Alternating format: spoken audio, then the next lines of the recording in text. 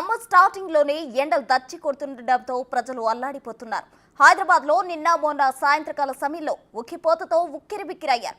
అయితే ఈ రోజు నగరంలో అక్కడక్కడ వర్షాలు కురవడంతో ప్రజలకు కాస్త ఊరట లభించింది. వాతావరణం ఒక్కసారిగా మారడంతో ప్రజలు ఎలా ఫీల్ అవుతున్నారనే విషయాన్ని మా ప్రతినిధి హరికృష్ణ అందిస్తారు. ఎండలు మండిపోతున్నాయి. రోజు 40 డిగ్రీల నుంచి 42 డిగ్రీల వరకు ఉష్ణోగ్రత నమోదవడంతో ప్రజలెవరు కూడా ఉదయం 9 గంటల తర్వాత బయటికి రావడానికి సాహసించడం లేదు. దీనికి తోడు వడగాల్పులు కూడా వీస్తుండడంతో ప్రజలు అల్లాడిపోతున్న పరిస్థితి అయితే మనం చూసాం.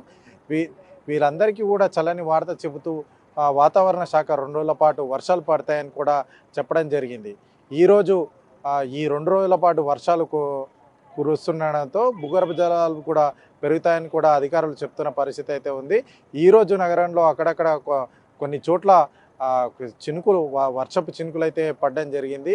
నిన్న మొన్న ఉక్కపోతతో కూడా మొత్తం నగర ప్రజలందరూ కూడా ఇబ్బందులు పడుతున్న పరిస్థితి అయితే ఉంది. ప్రస్తుతం కాస్త వారికి ఊరట లభించింది కూడా చెప్పవచ్చు. ప్రస్తుతం మనతో పాటు కొంతమంది ప్రజలు ఉన్నారు, వారితో మాట్లాడించే ప్రయత్నం చేద్దాం. ప్రస్తుతం మనతో పాటు కొంతమంది ఉన్నారు, వారిని మాట్లాడించే ప్రయత్నం చేద్దాం. చెప్పండి, నిన్న మొన్నటికి చాలా ఉక్కపోతగా ఉండే కదా, ఈ రోజు పరిస్థితి ఎలా ఉన్నది?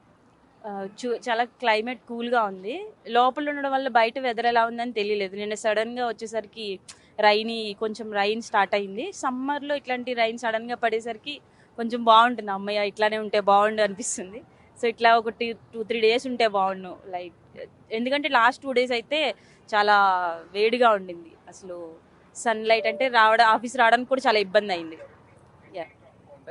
నిన్న మొన్నటి అంటే వేడి గాలులు రావడం కానీ, సన్ ఎక్కువగా ఉండడం కానీ ఎట్లా అనిపించింది? మాకైతే చాలా కష్టమైంది. ఇప్పుడు మాకు ఆఫీస్ రావడం చాలా కష్టమైంది. కార్లు ఉన్న వాళ్ళు, మెట్రోలో వచ్చిన వాళ్ళు పర్లేదు. జస్ట్ బైక్స్ మీద ట్రావెల్ చేసినప్పుడు మాకు చాలా ఇబ్బంది అయింది.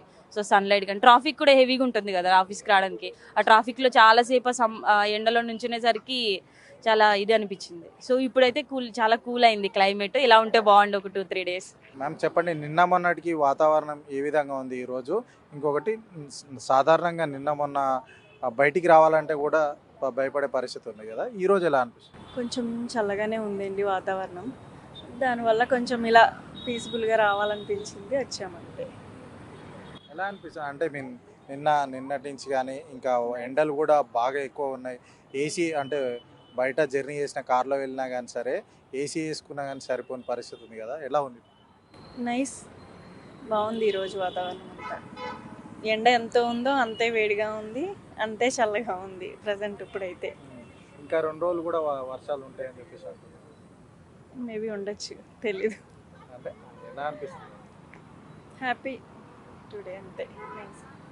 నిన్న మొన్నటికి ఈ రోజుకి వాతావరణం ఎలా ఉన్నది?